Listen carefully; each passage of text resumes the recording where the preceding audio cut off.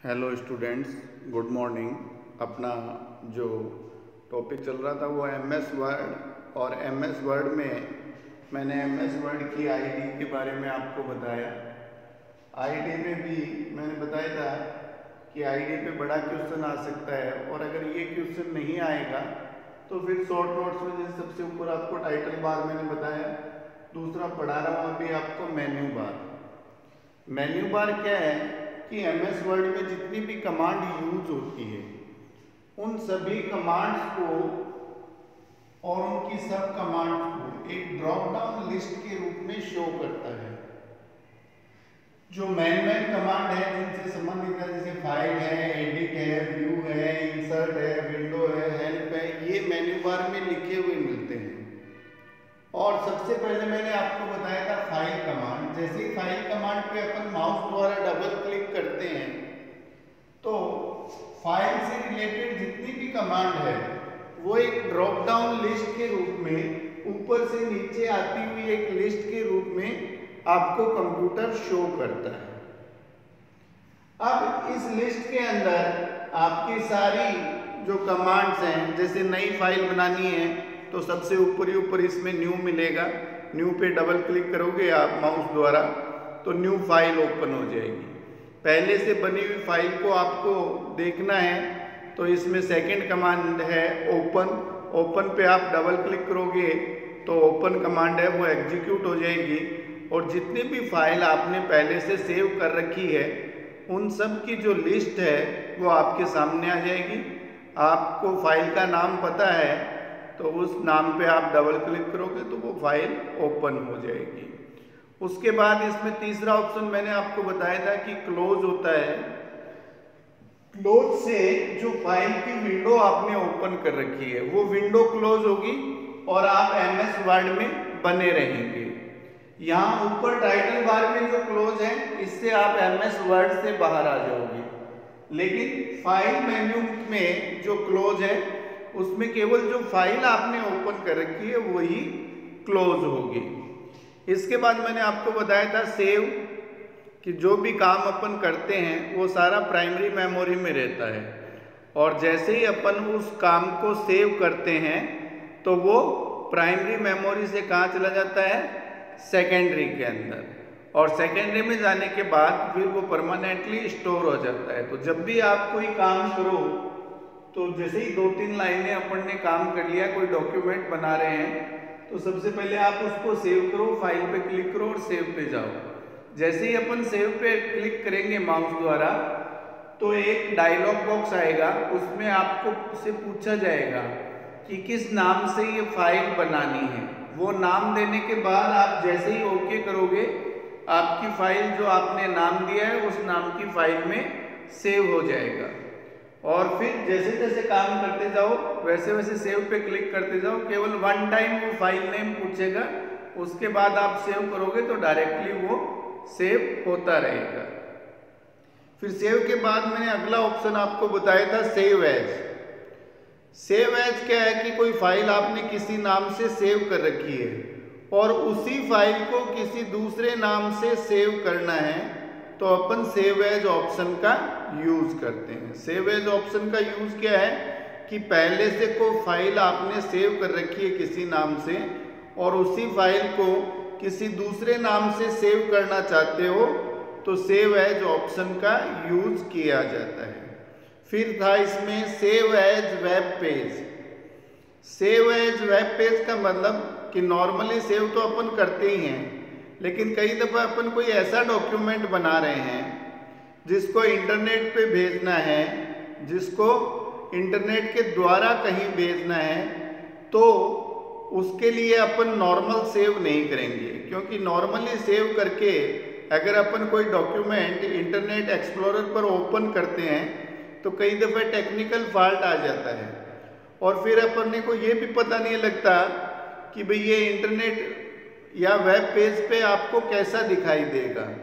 अगर आप अपने डॉक्यूमेंट को सेव एज वेब पेज करते हो तो एक तो वो आसानी से इंटरनेट पे एक्सप्लोरर पे ओपन हो जाएगा, दूसरा वो वेब पेज के रूप में कैसा दिखेगा वो भी आपको सेव एज वेब पेज करते ही पता लग जाएगा। तो अगर इंटरनेट के लिए कोई डॉक्यूमेंट बनाना है तो उसको नॉर्मली सेव न करके अपन क्या करेंगे, सेव एज वेब पेज।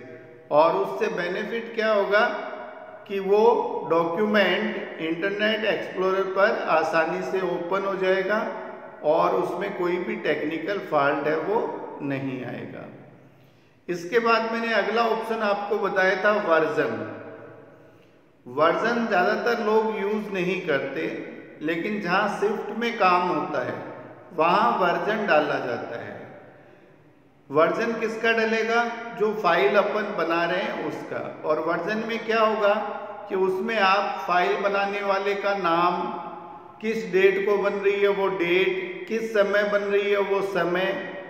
ये चीज़ें कब काम आती है कि बहुत ज़्यादा लोड में फाइलें बन रही है और आप फाइल का नाम भूल रहे हो, तो अगर आपने डेट का वर्जन डाल रखा है तो अगर आपको ये ध्यान में है कि भी किस डेट को मैंने बनाई थी, तो उस डेट के अनुसार उस फाइल को आप वापस से ओपन कर सकते हैं। तो वर्जन के अंदर फाइल बनाने वाले का नाम, डेट, टाइम ये डाल सकते हैं और जब इनकी आवश्यकता होती है तो इन सबको आसानी से देखा जा सकता है। वर्जन के बाद अगला जो ऑप्शन था पेज सेटअप।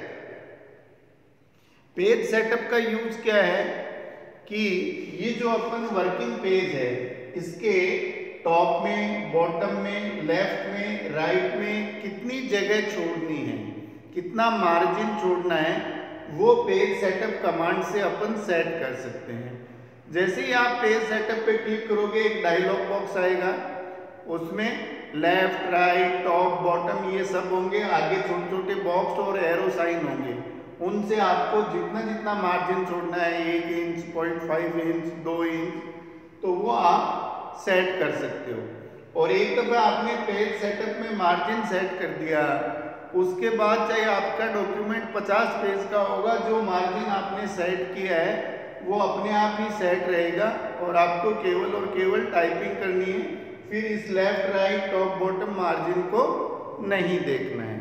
तो पेज सेटअप कमांड से अपन पेपर में जो जगह छोड़ते हैं ऊपर, नीचे, लेफ्ट में, राइट में, उसको सेट किया जाता है। उसके बाद अगला कमांड मैंने फाइल में आपको बताया था प्रिंट प्रीव्यू। प्रिंट प्रीव्यू का अर्थ है कि प्रिंट होने से पहले देखना कि आपका जो डॉक्यूमेंट है वो पेपर पर प्रिंट होने के बाद कैसा दिखाई देगा। क्योंकि आपने अभी तक किया क्या है, लगातार टाइपिंग की है। टाइपिंग करने के बाद आप प्रिंट प्रीव्यू जैसे ही करते हो तो आपको लगेगा कि एक पेज तो पूरा भरा हुआ है और दूसरा केवल 70% भरा हुआ है। तो प्रिंट प्रीव्यू में देखने से आपको पता लग जाएगा। फिर आप ऊपर वाले पेज की कुछ लाइनें नीचे वाले में सेट कर सकते हैं, तो आपके दोनों पेज ही भरे हुए दिखाई देंगे। प्रिंट प्रीव्यू कमांड का मेन यूज ये है कि प्रिंट होने से पहले आप ये देख सकते हैं कि पेपर पे प्रिंट होने के बाद आपका डॉक्यूमेंट कैसा दिखाई देगा, और इसका यूज कर लेना चाहिए। क्योंकि अगर आपने प्रीव्यू नहीं देखा है तो हो सकता है कि बाद में कोई गलत हो जाए तो वो पेपर ही खराब होंगे और प्रिंटिंग का जो कॉस्ट है वो भी फालतू में ही लगेगा। इसलिए जब भी प्रिंट लेना हो तो प्रिंट लेने से पहले प्रिंट प्रीव्यू में जाकर आप चेक कर लो कि प्रिंट होने के बाद आपका डॉक्यूमेंट कैसा दिखाई देगा। इसके बाद अगला कमांड है वो है प्रिंट। देखो जितने भी डॉक्यूमेंट अपन बनाते हैं, चाहे वो 1 पेज का हो चाहे 50 पेज का हो, तो इन सब को अगर पेपर पे आपको प्रिंट लेना है तो फाइल में क्लिक करने पे प्रिंट कमांड आएगा और ये प्रिंट कमांड आपको हर तरह से पेपर पे प्रिंट आउट लेने के लिए फैसिलिटी प्रोवाइड करेगा। प्रिंट कमांड के बारे में अगर लिखना है तो अपन ये लिखते हैं कि भाई ये सॉफ्ट कॉपी को हार्ड कॉपी में बदलता है। अब सॉफ्ट कॉपी कौन सी है, जब तक आपको स्क्रीन पर दिखाई दे रहा है ये सॉफ्ट कॉपी है। और इसको सॉफ्ट कॉपी इसलिए कहते हैं क्योंकि इसमें आप आसानी से कोई भी बदलाव है वो कर सकते हो। लेकिन एक दफ़ा आपने प्रिंट ले लिया, इसको पेपर पे प्रिंट कर दिया, तो वो क्या हो गई, हार्ड कॉपी। अब उसमें कोई भी आप बदलाव करना चाहते हो तो वो संभव नहीं है। तो प्रिंट कमांड के लिए यही कहा जाता है कि ये सॉफ्ट कॉपी को हार्ड कॉपी में बदलता है। दूसरा अपन इसके बारे में लिखते हैं कि ये जो प्रिंट कमांड है ये यूजर को इच्छा अनुसार प्रिंट लेने की फैसिलिटी प्रोवाइड करता है। अब कैसे कैसे प्रिंट ले सकते हैं, जैसे आपका 10 पेज का डॉक्यूमेंट है, आपको केवल कोई एक पर्टिकुलर पेज चाहिए, जैसे पहला ही पेज चाहिए या पेज नंबर 10 चाहिए या 5 चाहिए या 7 चाहिए, तो आप जिस पेज का प्रिंट चाहिए उसका निकाल सकते हो। अगर एक ही कॉपी चाहिए तो एक कॉपी निकाल सकते हो, और उसी पेज की अगर एक से ज़्यादा कॉपी चाहिए तो वो भी प्रिंट कमांड में फैसिलिटी है, एक से ज़्यादा कॉपी भी निकाल सकते हो। दूसरा, आपको कोई सेलेक्टेड आइटम चाहिए, केवल एक पैराग्राफ का प्रिंट आउट चाहिए तो उसको सेलेक्ट करके सेलेक्टेड आइटम का प्रिंट आउट निकाल सकते हो।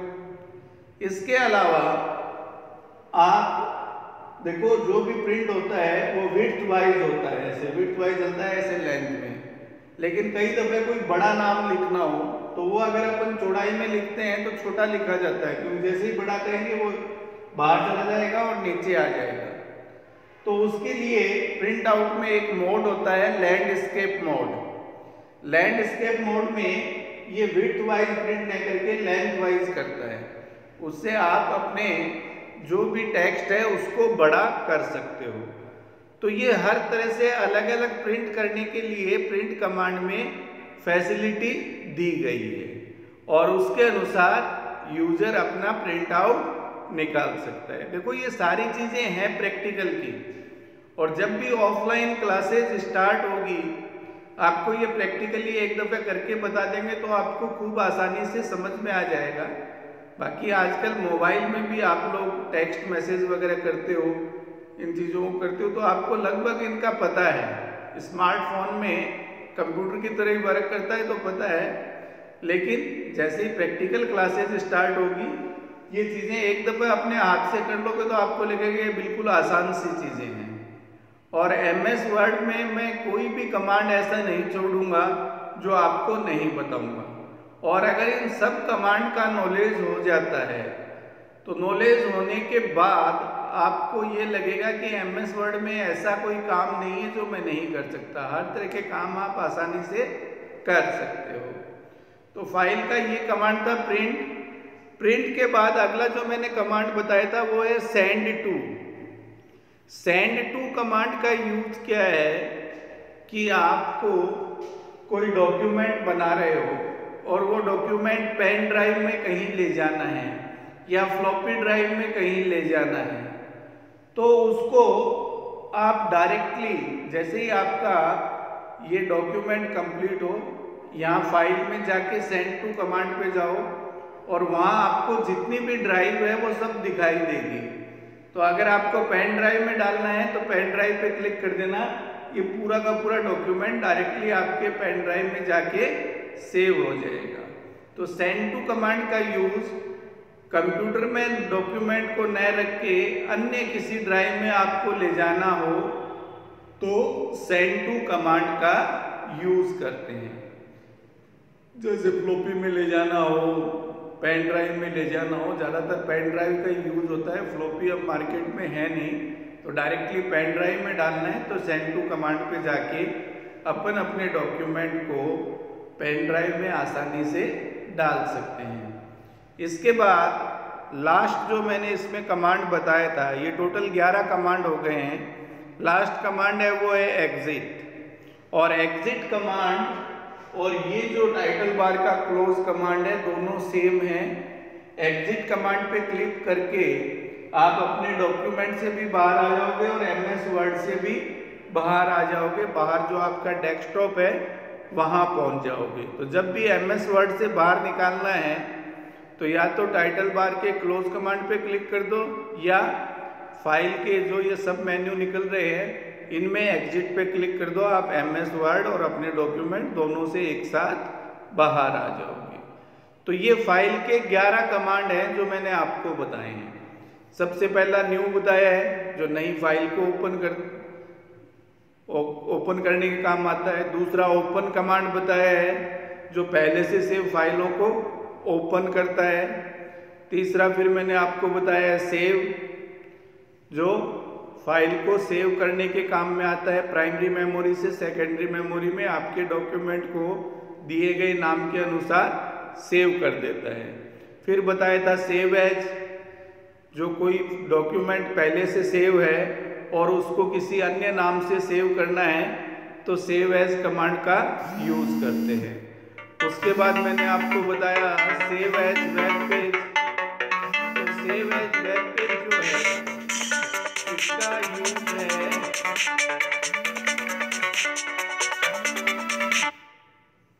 सेव एज वेब पेज का यूज है कि आपको कोई डॉक्यूमेंट इंटरनेट पे भेजना है तो उसको नॉर्मली सेव नहीं करके सेव एज वेब पेज करेंगे और उससे फ़ायदा क्या होगा कि वो वेब पेज के रूप में कैसा दिखाई देगा वो पता लग गएगा। दूसरा, उस डॉक्यूमेंट को अगर इंटरनेट एक्सप्लोरर पर ओपन करेंगे तो वो बिना किसी एरर के आसानी से ओपन हो जाएगा। सेव एज वेब पेज के बाद मैंने आपको अगला कमांड बताया था, वो था वर्जन, कि किसी भी फाइल को नाम, बनाने वाले के नाम, डेट और समय के अनुसार डालना है तो वो हो गया। फिर बताया था पेज सेटअप, कि पेज के टॉप में, बॉटम में, लेफ्ट में, राइट में कितनी कितनी जगह छोड़नी है वो पेज सेटअप में अपन सेट कर देंगे।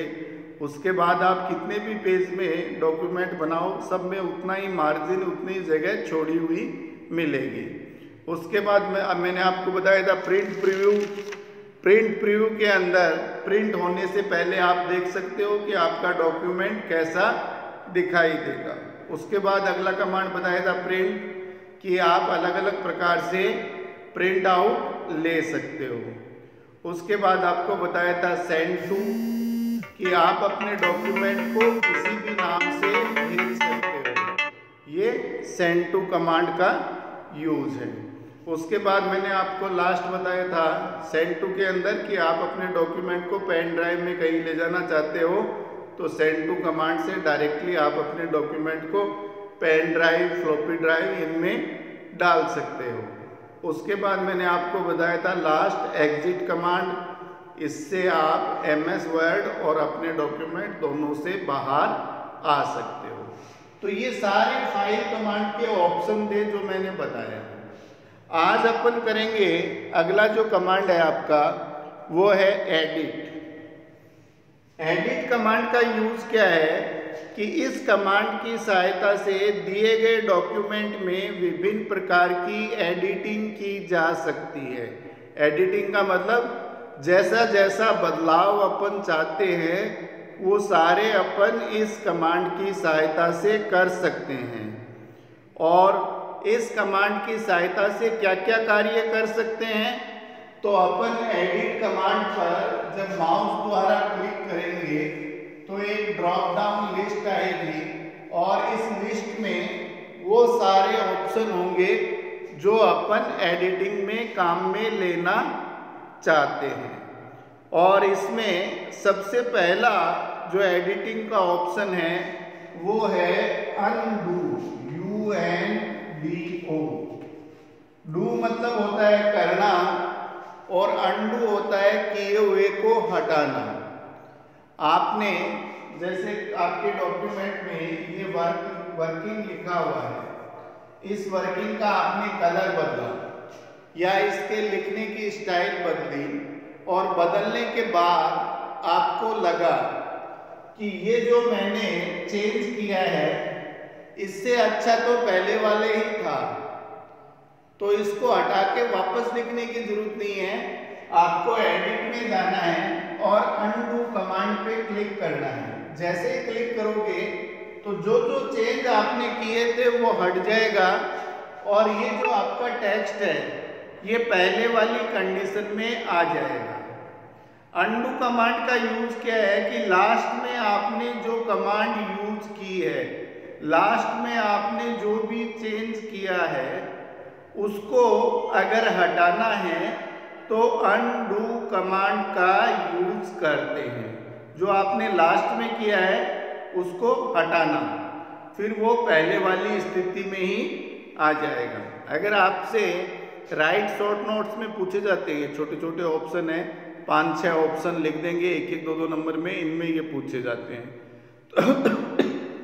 तो अनडू अगर लिखा हुआ आ जाए तो आपको इसमें लिखना है कि इस ऑप्शन की सहायता से ओपन डॉक्यूमेंट में दी गई लास्ट कमांड को हटाया जा सकता है। इस कमांड की सहायता से लास्ट में, बिल्कुल अंत में, जो बिल्कुल लास्ट में आपने किया है, लास्ट में किए गए कार्य को हटाया जा सकता है। फॉर एग्जाम्पल मैंने आपको बताया कि भाई ये वर्किंग लिखा हुआ है, इसका आपने कलर बदल दिया और कलर बदलने के बाद आपको लगा कि पहले ही ठीक था, तो उस कलर को आप अनडू कमांड से हटा सकते हैं, क्योंकि आपने लास्ट कमांड कलर चेंज की दी थी। तो कोई भी कार्य ऐसा, जैसे इसको बोल्ड कर दिया, इसके नीचे आपने लाइन डाल दी, और ये सब करने के बाद आपको लगा कि भाई ये पहले ही ठीक था, तो अनडू करते ही जो लास्ट में आपने कमांड दी है वो हट जाएगी। इसके बाद अगला कमांड है वो है रीडू। अब देखो ये कमांड कंफ्यूजन के समय काम आती है। भाई मैंने पहले इसको कलर चेंज किया, कलर चेंज करने के बाद मेरे दिमाग में आया कि पहले ठीक था, तो मैंने अनडू कर दिया। अब अनडू करते ही फिर दिमाग में आया कि जो कलर बदला था ना वो सही था, तो उसके लिए फिर आपको कमांड लगाने की आवश्यकता नहीं है, यहाँ रीडू दिया हुआ है। रीडू क्या करता है कि अनडू द्वारा किए गए कार्य को वापस से ला देता है। जो जो चीजें आपने अनडू कमांड से हटाई है वो रीडू से आप वापस ला सकते हो। तो अगर आपसे पूछा जाए रीडू कमांड के बारे में, तो इसमें अपन ये लिखते हैं कि भाई इस कमांड की सहायता से किसी भी डॉक्यूमेंट में लास्ट में दी गई कमांड को वापस लाया जा सकता है। अनडू कमांड से तो लास्ट में दी गई कमांड को हटाया जा सकता है, और रीडू कमांड से लास्ट में दी गई कमांड को वापस लाया जा सकता है। यह कमांड अनडू द्वारा किए गए कार्य को हटा देती है। अनडू कमांड ने जो जो काम किया था उसको हटाना है, उसको वापस लाना है, तो रीडू कमांड के द्वारा अपन ला सकते हैं। अगर गलती से अनडू कमांड लग गया तो उसकी पुनरावृत्ति के लिए रीडू कमांड है, इसका यूज किया जाता है। समझ में आ गया? कहने का मतलब कि भाई ये जो टेक्स्ट है इसकी मैंने साइज को बड़ा किया, साइज को बड़ा करने के बाद मेरे को लगा कि पहले वाली साइज ठीक थी, तो मैं अनडू कमांड का यूज करूंगा, तो ये पहले वाली स्थिति में ला देगा। अब पहले वाली स्थिति में आते ही मेरे को लगा कि जो बड़ा किया था वो ठीक था, तो मैं किस कमांड का यूज करूंगा? रीडू का। तो अनडू के द्वारा जो हटा था वो रीडू के द्वारा वापस आ जाता है। तो इसके बाद तीसरा जो इसमें कमांड है एडिटिंग के अंदर, वो 3 कमांड है जो एक साथ चलते हैं। पहला कमांड है कट, दूसरा कमांड है कॉपी, और तीसरा कमांड है पेस्ट। ये तीनों कमांड आपको एडिट के अंदर मिलते हैं, या फिर माउस द्वारा राइट क्लिक करते हैं अपन, तो जो मेन्यू आता है उसमें ये तीनों कमांड मिलते हैं। अब सबसे पहला है कट कमांड।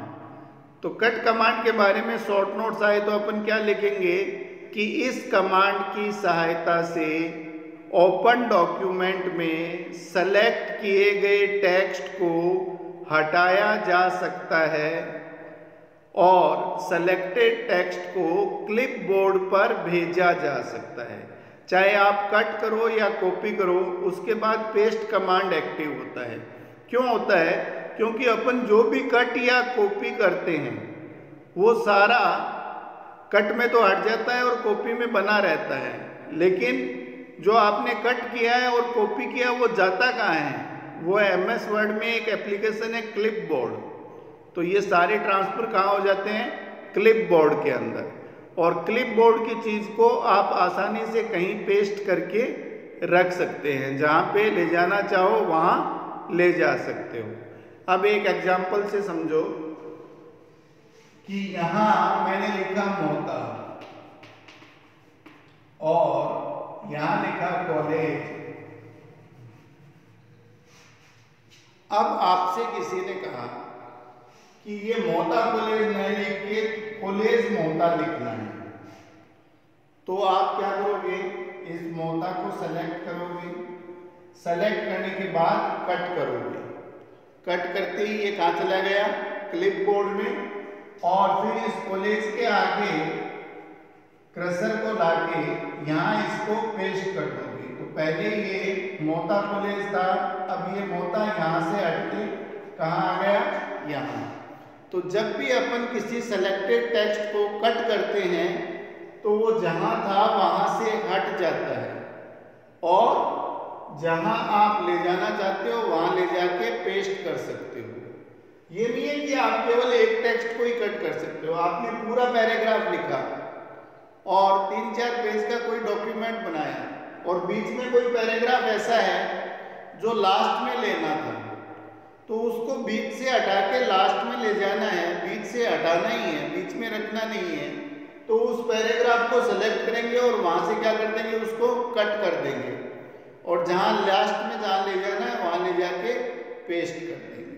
तो कट कमांड में सेलेक्टेड आइटम को जहाँ से कट करते हैं वहाँ से वो हट जाता है और फिर जहाँ पेस्ट करते हैं वहाँ चला जाता है, क्योंकि कट होते ही ये कहाँ चला जाता है, क्लिपबोर्ड पे। और क्लिपबोर्ड के जो भी कंटेंट्स हैं उनको अपन जहाँ चाहें जितनी दफ़े चाहें पेस्ट कर सकते हैं।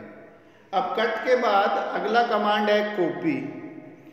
कॉपी कमांड का मतलब क्या है कि जैसे देखो यहाँ से अपन ने मोता सेलेक्ट किया और कट किया तो मोता यहाँ से हट गया, लेकिन इसी सेलेक्टेड मोता को अपन कॉपी करेंगे तो ये यहाँ भी रहेगा और ये मोता क्लिपबोर्ड पे भी चला जाएगा।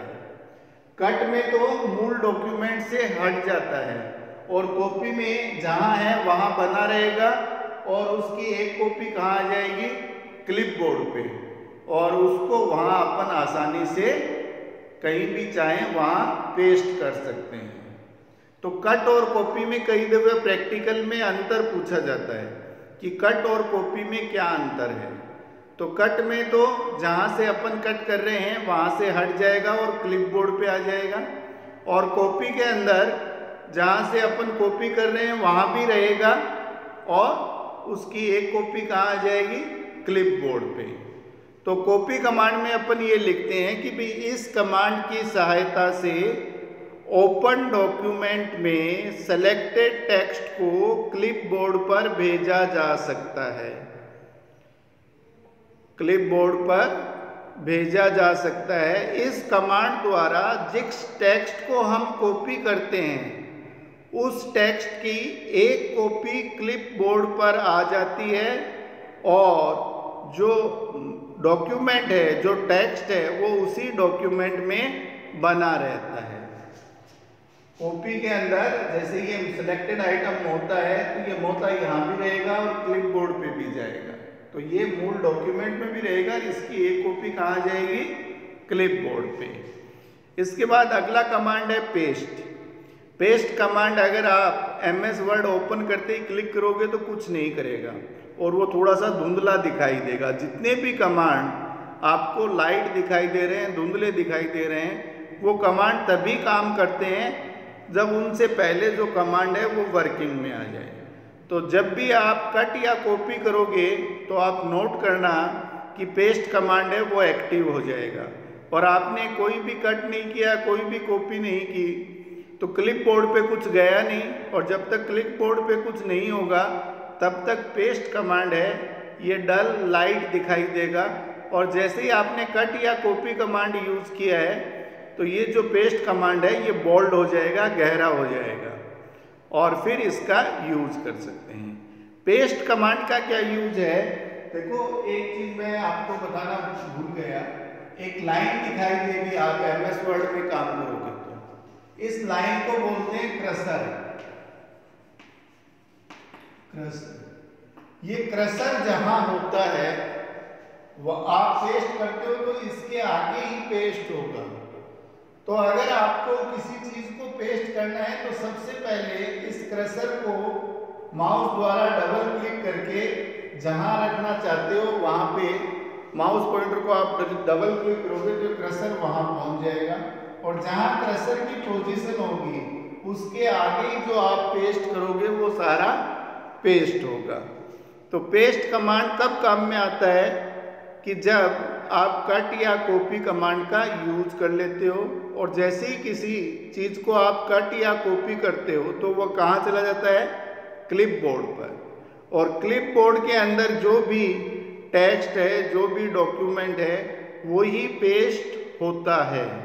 तो पेस्ट कमांड में अपन ये लिखते हैं कि इस कमांड की सहायता से क्लिपबोर्ड के डेटा को जहां पर डॉक्यूमेंट में क्रसर है, जहां पर ये लाइन है इसको कहते हैं क्रसर, जहां पर डॉक्यूमेंट में क्रसर है वहां क्लिपबोर्ड के डेटा को इंसर्ट या शामिल किया जा सकता है। वहां अपन उसको शामिल कर सकते हैं, इंसर्ट कर सकते हैं। यह कमांड कट और कॉपी कमांड होने के बाद ही उपलब्ध होता है। ये जरूर लिखना है पेस्ट कमांड में कि पेस्ट कमांड तभी वर्किंग में आता है जब आपने कट या कॉपी में से किसी एक कमांड का यूज किया हो, क्योंकि ये यूज करने पे क्लिपबोर्ड में कुछ न कुछ आएगा। और इस कमांड का यूज क्या है कि इस क्रसर के आगे क्लिपबोर्ड के जो भी डेटा है उनको वो यहाँ पेस्ट कर देता है, शामिल कर देता है, इंसर्ट कर देता है या ला देता है। अब इसके बाद पेस्ट के बाद अगला कमांड है पेस्ट स्पेशियल।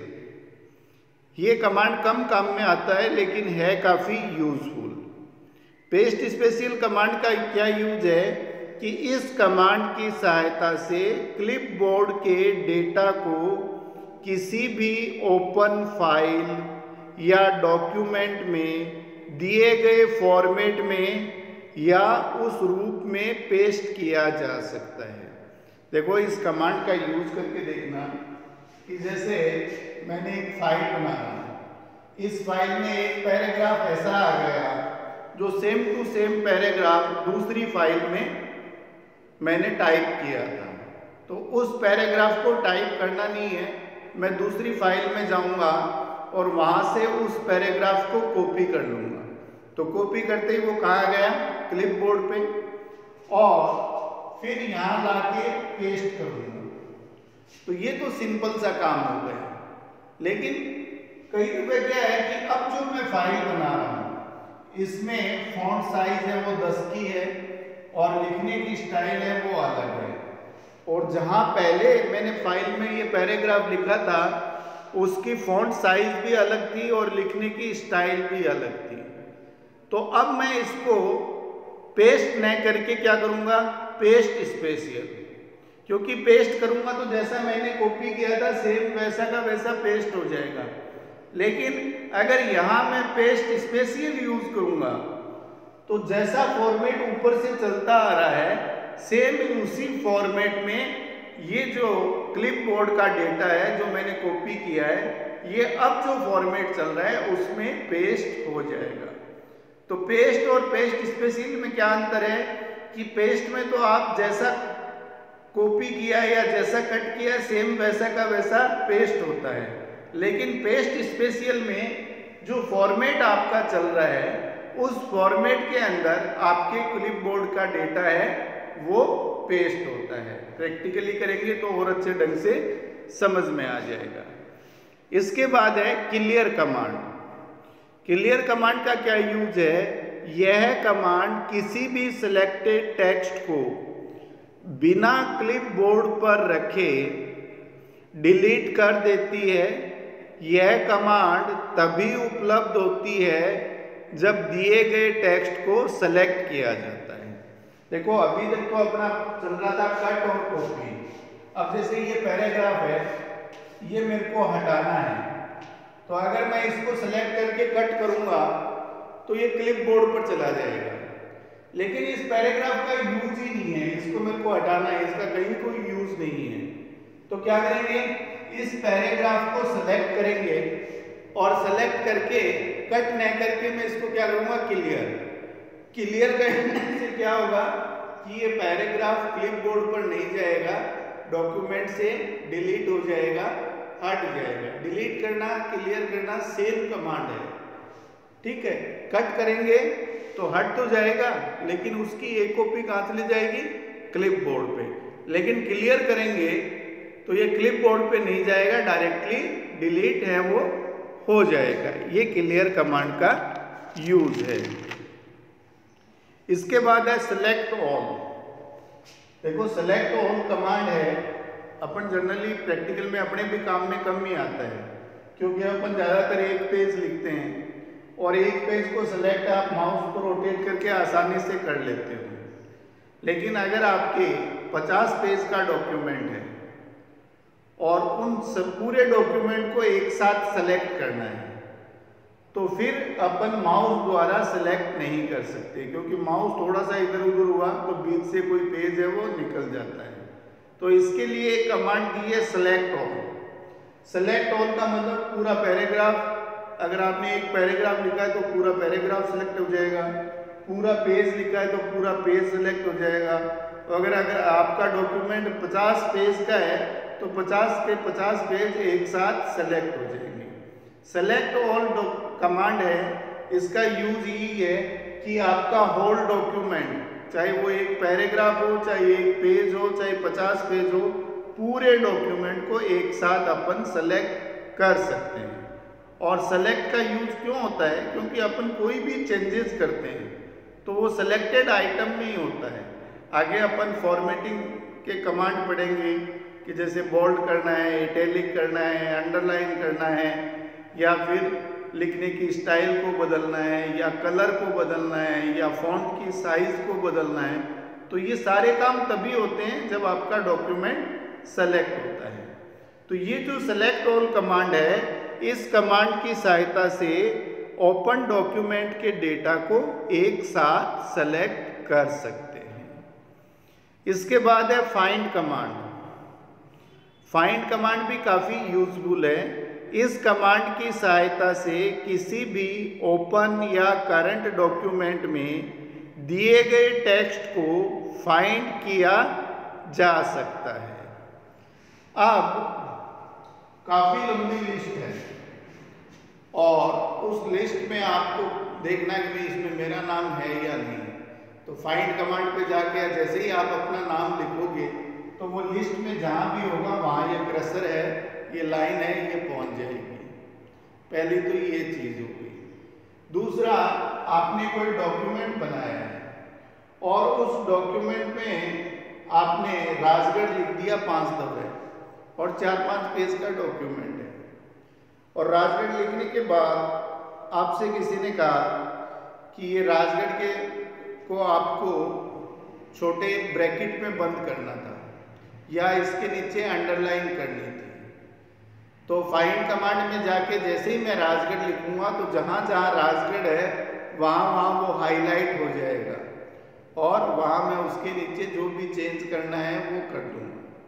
उसके बाद एक और अच्छा कमांड आता है, वो है रिप्लेस कमांड। रिप्लेस का कमांड क्या करता है कि आप जो भी टेक्स्ट देते हो उसको फाइंड भी करता है, उसको खोजता भी है, और उस टेक्स्ट को अगर आपको किसी दूसरे टेक्स्ट से बदलना है तो रिप्लेस कमांड के द्वारा आसानी से बदला जा सकता है।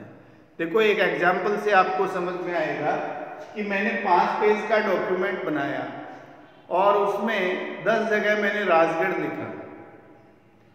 अब जब डॉक्यूमेंट चेक हुआ तो कहा गया कि जहाँ राजगढ़ है वहाँ पे आपको सादलपुर लिखना था।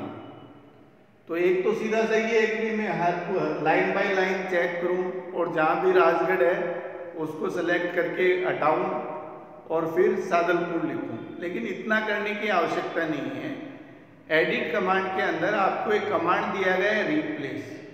तो जैसे ही आप रिप्लेस पे क्लिक करोगे तो पहले तो आपको कौन सा टेक्स्ट है जो गलत लिखा गया है, तो गलत क्या लिखा गया है, राजगढ़। तो पहले तो आपको उसमें राजगढ़ लिखना है। उसके बाद उसकी जगह क्या रिप्लेस करना है, तो अपने को रिप्लेस करना है सादलपुर। तो फिर अपन लिखेंगे सादलपुर। और ये दोनों लिखते ही जैसे ही आप ओके करोगे तो इस पूरे डॉक्यूमेंट में जहां जहां आपका राजगढ़ था वहां क्या आ जाएगा, सादलपुर आ जाएगा। तो ये जो रिप्लेस कमांड है, इस कमांड की सहायता से ओपन डॉक्यूमेंट में दिए गए टेक्स्ट को फाइंड आउट कर सकते हैं और उसे किसी दूसरे टेक्स्ट के साथ बदला जा सकता है। एग्जाम्पल में मैंने आपको बताया कि भाई मैंने डॉक्यूमेंट बनाया 4-5 पेज का और उसमें 6-7 जगह राजगढ़ लिखा हुआ है और राजगढ़ की जगह लिखना क्या था, सादलपुर। तो रिप्लेस कमांड जैसे ही मैं ओपन करूंगा तो पहले तो जो टेक्स्ट लिखा है उसको लिखना है राजगढ़। अब राजगढ़ की जगह क्या लिखना है रिप्लेस में, फिर वो लिखूंगा। और ये दोनों लिख के जैसे ही मैं ओके करूंगा तो रिप्लेस कमांड क्या करेगा, राजगढ़ की जगह हर जगह क्या कर देगा, सादलपुर कर देगा। आपने 3 इडियट मूवी देखी होगी, उसके अंदर भी रिप्लेस कमांड का ही यूज करके उसने पूरे डॉक्यूमेंट को बदला था। इसके बाद अगला जो कमांड है और लास्ट है वो है go to command. Go to command है, इसकी सहायता से आप अपने कर्सर को किसी भी लाइन और किसी भी पेज पर ले जा सकते हो। देखो, गो टू कमांड का ज़्यादा यूज़ अपने प्रैक्टिकल में होता नहीं। इसका यूज़ कहाँ होता है कि जैसे आपने कोई थीसिस लिखी 20 पेज की और 20 पेज की थीसिस का आपने प्रिंट आउट निकाल लिया और उसको जब रीड कर रहे हो तब आपको पता लगा कि भाई 14 नंबर पेज में जो 7 नंबर लाइन है वहाँ पे कोई गलती कर रखी है। तो एक तो आप स्क्रॉल बार की सहायता से 14 नंबर पेज पे पहुंचो, फिर 7 नंबर लाइन पे पहुंचो, लेकिन ऐसा करने की आवश्यकता नहीं है। इसमें बेस्ट कमांड है गो टू। गो टू के अंदर आप दिए गए पेज नंबर के अनुसार पेज पे जा सकते हो, दी गई लाइन नंबर के अनुसार उस पर्टिकुलर लाइन पे जा सकते हो। जाएगा क्या, ये कर्सर जाएगा। तो जैसे कोई बुक आपने टाइप की और उस बुक में लगा कि 25 नंबर पेज पे जो दूसरी लाइन है उसमें मैंने ये चीज़ गलत लिख दी है, तो आप डायरेक्टली गो टू कमांड का यूज करके पेज नंबर में 25 लिखोगे और लाइन नंबर में 2 लिखोगे, ये कर्सर आपका डायरेक्टली वहाँ पेज नंबर 25 और लाइन नंबर 2 पे पहुँच जाएगा। ठीक है, तो गो टू कमांड के बारे में लिखते हैं कि इस कमांड की सहायता से करंट डॉक्यूमेंट में कर्सर को, ये जो लाइन मैंने बताया था इसको कर्सर कहते हैं, कर्सर को दिए गए पेज नंबर या लाइन नंबर पर भेजा जा सकता है और जहां ये कर्सर जाएगा वहीं आप सेलेक्ट कर पाओगे, वहीं कोई चेंज कर पाओगे। तो ये जो गो टू कमांड है ये आपके डॉक्यूमेंट में दिए गए पेज नंबर पे और दी गई लाइन नंबर पे कर्सर को ले जाता है। तो ये जो सारी कमांड है, ये सारी की सारी कमांड आपको कहाँ मिलेगी, एडिट के अंदर। एडिट में कौन कौन सी कमांड पढ़ी है अपन ने, अंडू कमांड, कोई भी लास्ट में कमांड दी है उसको हटाना। रीडू कमांड, अंडू द्वारा किए गए कार्य को वापस लाना, तो वो क्या था, रीडू। उसके बाद मैंने आपको तीसरी कमांड बताई थी कट, चौथी बताई थी कॉपी, पांचवी बताई थी पेस्ट, छठी बताई थी पेस्ट स्पेशियल, सातवीं बताई थी क्लियर, आठवीं बताई मैंने आपको सेलेक्ट ऑल, नौवीं कमांड बताई फाइंड, 10वीं कमांड बताई रिप्लेस और 11वीं कमांड बताई है मैंने आपको गो टू। तो एडिट के अंदर ये 11 कमांड है। इस वीडियो को ध्यान से सुनोगे तो समझ में आ जाएगा और घर पे सिस्टम है तो एक दफ़ा प्रैक्टिकली करके देख लो। 11 ही कमांड मैंने आपको बताई थी फाइल के अंदर और 11 ही कमांड बताई है एडिट में, और ये सभी कमांड आएगी तभी आपको MS वर्ड पे काम करना आएगा। तो इन कमांड को ढंग से समझ लेना बेटा, 2-3 दफ़े वीडियो देख लेना। जब भी प्रैक्टिकल स्टार्ट होंगे तो ये एक एक चीज़ मैं आपको कंप्यूटर पे करके बिल्कुल क्लियर कर दूँगा। Okay, have a nice day, thank you.